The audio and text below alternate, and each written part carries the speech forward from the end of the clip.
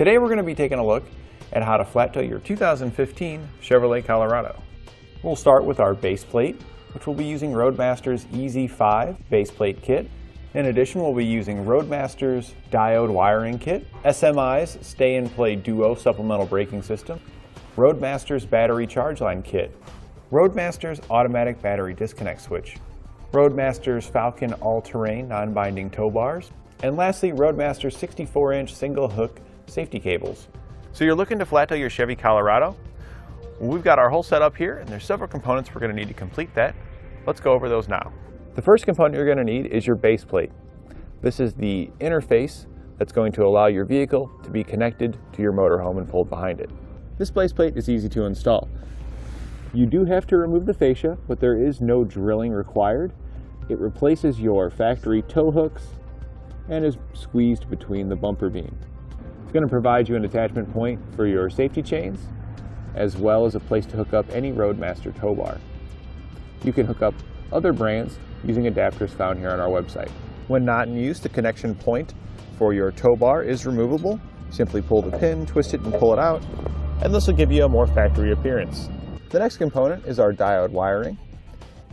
This wiring kit allows you to transfer signals from your motorhome through the included cable down to our connector and to the lights at the back of our vehicle. Our diode wiring is going to connect into both our passenger and drive side taillight assemblies, intercepting the turn and taillight signals. As you can see here, we have our right turn signal, left turn signal, tail lamps, and brake lamps. The next component is our SMI Stay and Play Duo. That's an electric supplemental braking system. It uses signals from the motorhome as well as an inertia sensor to proportionally apply the brake pedal to assist with stopping. The operating unit located under the hood taps into the brake vacuum system and uses air pressure to apply the brake pedal.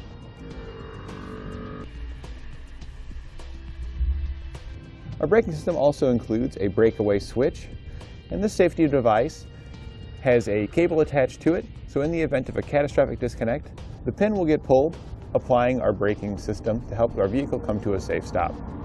And when the braking system pulls the pedal, it'll illuminate the LED on the back side of our mirror. This way we know the system's working properly. And while this system is designed for a motorhome that has hydraulic brakes, if you have air brakes on your motorhome, you can get SMI's Air Force One. It installs fairly similarly, but it's designed to work with air brakes on your motorhome. For our Colorado, we'll also need a battery disconnect. This allows us to disconnect our battery from the vehicle with the touch of a button. Since our vehicle requires the battery to be disconnected when placed into tow mode, this way we can do it quickly and easily. Our wiring just connects to the battery and then to a switch that you'll mount inside your Colorado. And now when we press our button, it'll disconnect our battery. And if you press it again, it'll reconnect our battery. We've also installed the battery charge line kit, and this will allow our motorhome to charge our battery as we're going down the road. And now, even though our battery is disconnected, it is powering our braking system and a few other components. This way we can ensure when we get to our destination, our battery is going to be charged up and ready for us to start our adventure. We'll attach it to the center post on our 6-pole connector, and that way we'll receive our charge from our motorhome through this circuit. You've now got all the necessary components installed on your Colorado, but you need a way to connect that to the back of your motorhome. We're going to be using Falcon's all-terrain tow bars to do this. As the Falcon all-terrain is a Roadmaster product, it easily connects to our base plate that we have installed. The quick connect arms on our base plate will easily attach to our Falcon's arms.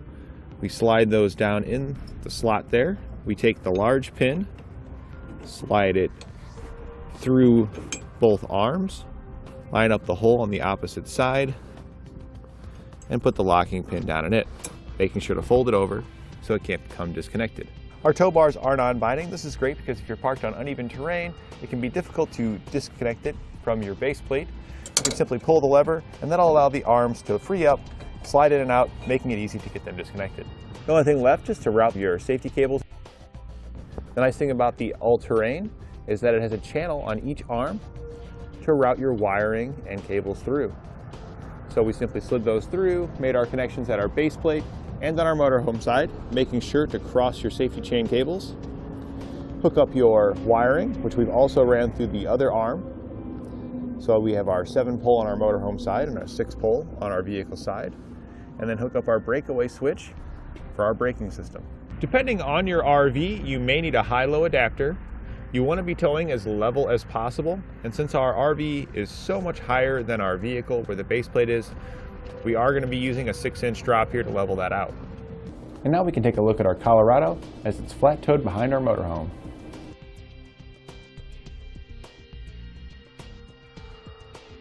And that completes our look at a complete flat tow setup for a Chevrolet Colorado.